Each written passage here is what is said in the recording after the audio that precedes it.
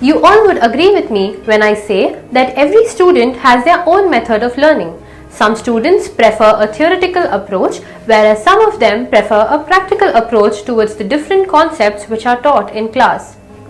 Now that we have an understanding of what are the different type of career assessment tools, how we can implement them for students, and also how to link different career options for students, as an added bonus, we bring to you information about different learning styles. While this does not have a direct impact on the understanding of a student's interests and aptitude, let us have a look to understand what are the different styles of learning which a student may have. The term learning styles implies that each person has a unique style of learning. Understanding the student's learning style is important so that the student can employ that style to improve his academic performance. This would help him move faster towards his career dream and also crack the entrance exams that most of the courses have these days. One of the most popularly used model is the done and done learning style. This learning style is proposed by Dr. Rita Dunn and Dr. Kenneth Dunn. Let us look at the different types. They identified 5 key dimensions on which a student's learning style can be based on. These 5 types are environmental, emotional, sociological, physiological, and psychological. The first dimension is environment. Within this, we have different elements like sound, light, temperature, and seating design. The key questions related to this dimension are: do students prefer a noisy, busy, well-lit, warm environment or a quiet, subdued, cooler environment? Should the learning environment be formal, that is with desks and chairs, or informal, like pillows and bean bags? The next dimension is emotional. Under this, the different elements are motivational support, persistence, individual responsibility, structure. Key questions related to this dimension are: do students need a lot of emotional support? Will they persist on learning tasks? Can they assume individual responsibility?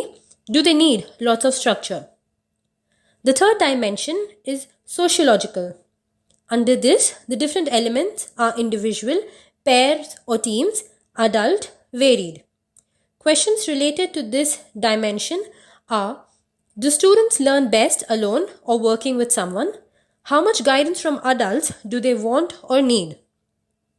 The fourth dimension is physiological. Under this, the different elements are perceptual, intake, time, mobility.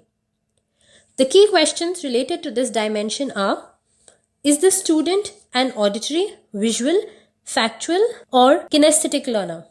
Does the student like to snack while learning? When is the optimal time for learning? Does the student require freedom to move during learning?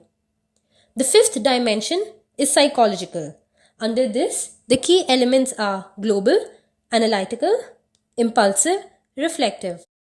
Key questions related to this dimension are: how does the learner attack a problem, globally or analytically? Does the student jump into problems or pause to reflect before starting? Now let us go through a sample report to understand these dimensions better. In the first section of the report, we can see the sensory preferences of a student. For example, visual learning shows whether the student has a preference towards viewing pictures and diagrams while studying or not. The student also has the option to read through each of the preferences to get a detailed understanding and suggestions. In the next section, we can see the environmental preferences of a student. For example, if the student likes to eat or drink while studying. It also shows whether the student has a preference for studying in the morning hours or towards the latter half of the day. Here also the student has the option to read through each of the preferences to get a detailed understanding and suggestions. In the third section, we can see the mindset preferences of the student. For example, the report shows whether a student gets motivated by a teacher's involvement in the schoolwork or homework, or in general if the student likes making the teacher happy.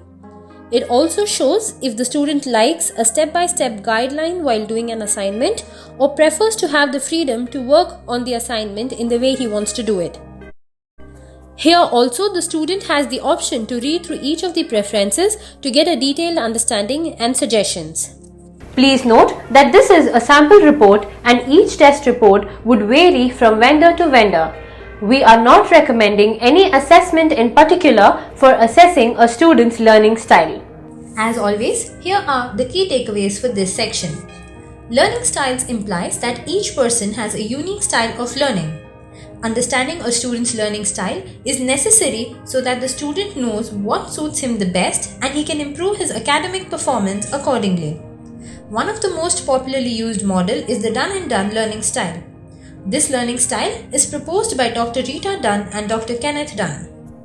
They identified 5 key dimensions on which a student's learning style can be based on. These 5 types are environmental, emotional, sociological, psychological, and physiological.